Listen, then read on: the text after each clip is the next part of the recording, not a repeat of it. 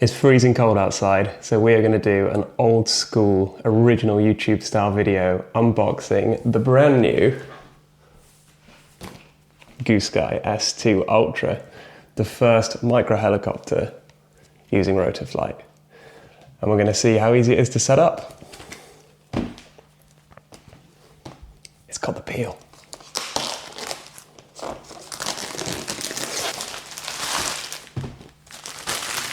So we've got like an outer cardboard, and then I guess, if anyone else has ever had an S2 of any type of the previous generations, got a nice carry box.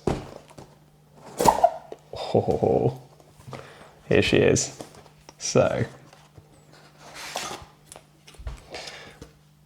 obviously totally ready to bind up.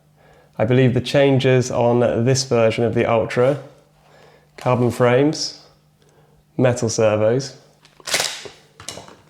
most importantly, rotor flight.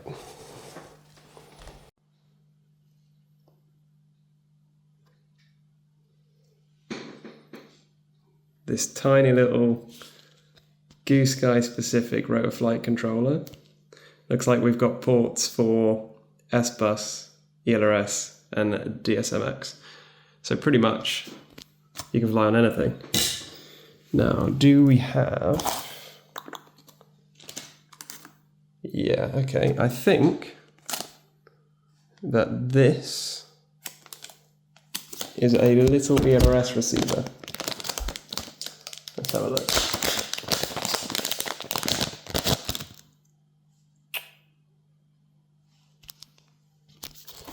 Should be.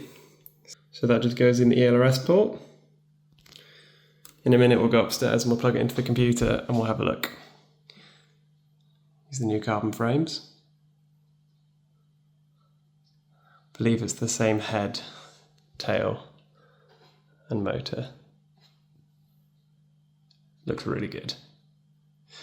I'll get the battery on charge and let's see how difficult it is to set up. Alright, just quickly before we go upstairs and try and set this up, I found the manual. So the manual has a description showing which port will show up as what on the rotor flight configurator, so we'll see that shortly. And then, okay, let's see. Then we've also got here a description of what channel should be set to what. This would be using a TX16S. So it tells you how to assign channels for that. But what we're going to go and see is, are these the same as the Burt Camara preset radio files for Radiomaster, which is also, I believe, System X, and it seems to be pretty standard across most people who currently already have a transmitter. So let's see, I have that set up on mine. If we bind it, is it already set up correctly? And if not, then we'll have a look at how we do get it set up correctly. Right, so the first thing I did, I just plugged in the USB cable into the rotor flight controller, and I plugged in and out 3 times this little receiver, and it starts flashing. And on the radio, select Express LRS, and then scroll down, and hit bind. And then it connected. Actually stayed flashing. Shush. 1 second. There we go. It actually just slowly flashed. I then unplugged, replugged back in the USB, and now that's where we are. So we click connect here on rotor flight, and we can see if the channels match up. So I've got the standard Burt Camara settings, or a slight variation. I actually have something that Adam Turner has made, but it uses the same channel mapping as that, so it should work the same. And I do believe that he's going to be releasing an app soon, so we get nice telemetry on the Radiomaster. So let's see, on my Radiomaster, without changing anything, I've just plugged the model in. If you look on this right side here, you can see the channels. So roll, pitch, yaw, collective. They're all moving the way I would expect. And then the hold switch should be your throttle, so SG seems to be the standard one. Profile 1, motor off. And that is working, so we're getting a throttle response there. And then your banks. Profile 2. are on profile aux 3, 2, profile 2, profile 1.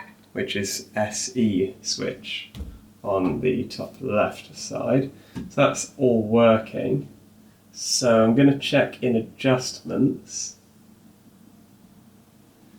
When I move this switch, Profile 2, it goes to profile 2. profile 3. It's not going into profile 3.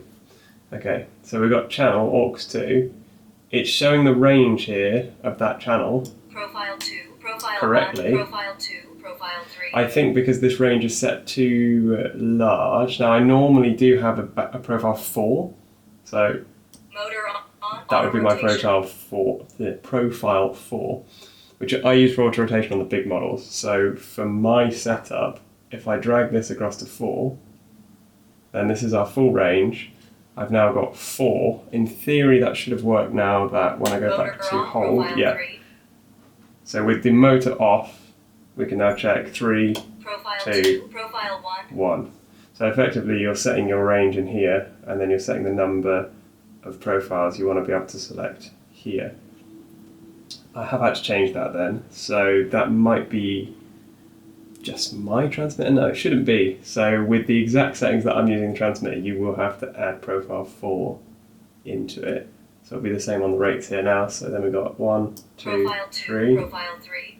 Motor on, auto rotation. and auto rotation is 4. But to be fair, the other way we Motor could have on, done it, profile 3. just to show, is get rid of 3, get rid of 4, drag down the range here.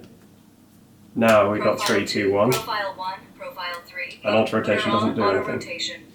But that would then mean that this switch, well, we'll still get throttle kill, so yeah, that might actually be the better way to do it because we don't have an auto rotation bailout on an S2, so Profile we'll 3. do it like that. I don't know if that sort of makes sense. This is kind of the range of the switch, and then this is what it assigns. So that now works. So the profiles are being selected correctly. What else would we have a little check of? If we go in modes, we'll save that. The arm switch should be set to SA, Rotor flight which it armed. is. So that's now armed, Disarmed. disarmed, so I haven't had to change anything there, that's all set up correctly. And finally, the out-of-the-box rates.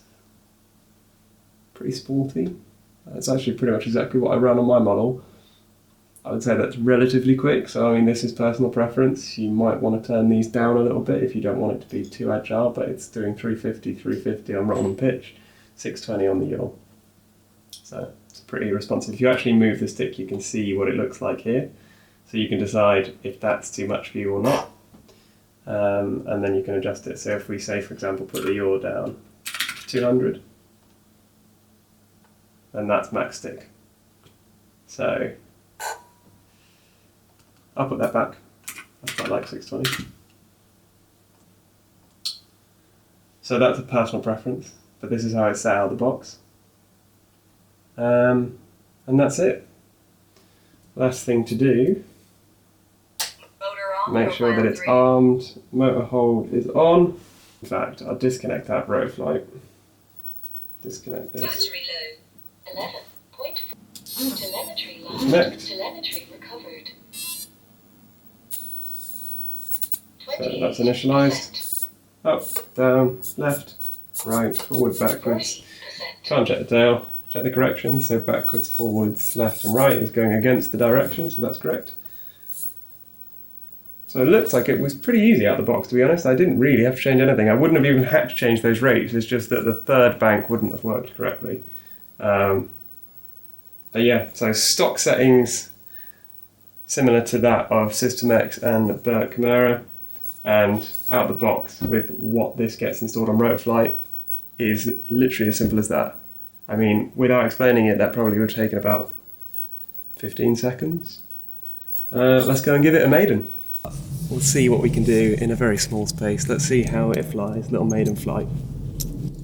Telemetry's all working. Got the battery telemetry, sea temperature, etc. Oh, I'm shivering already. Ooh, let's see.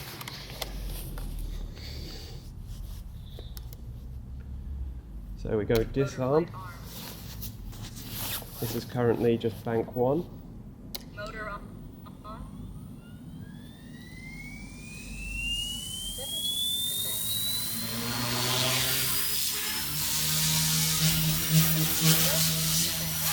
so fairly slow on this bank.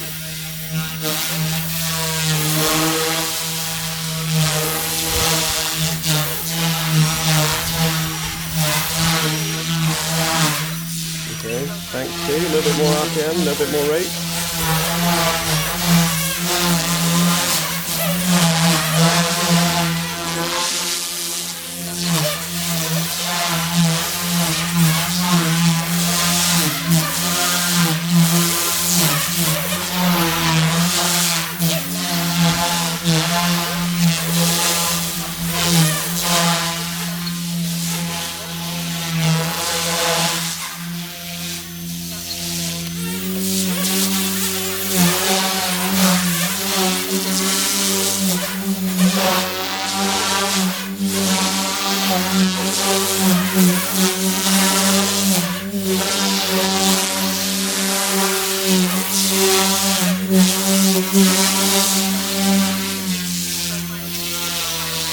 Yeah, it's pretty scary in such a small space.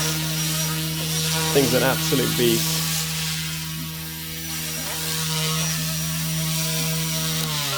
Profile 1,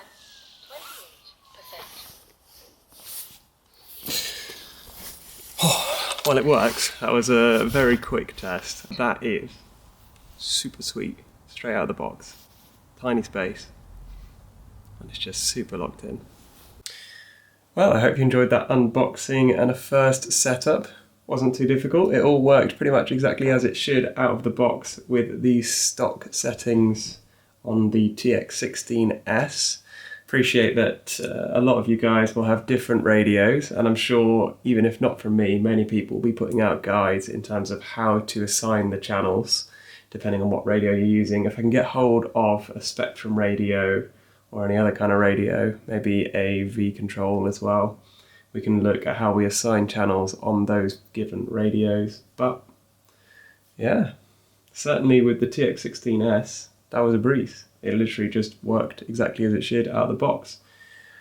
I now really want to find more space and go and fly a little bit more, and maybe we'll look at some more of the settings, maybe play around with some of the gains and so on. There's so much flexibility now that it's on Rotoflight, but I mean, straight out of the box, really, really good. Well, I'll see you next time.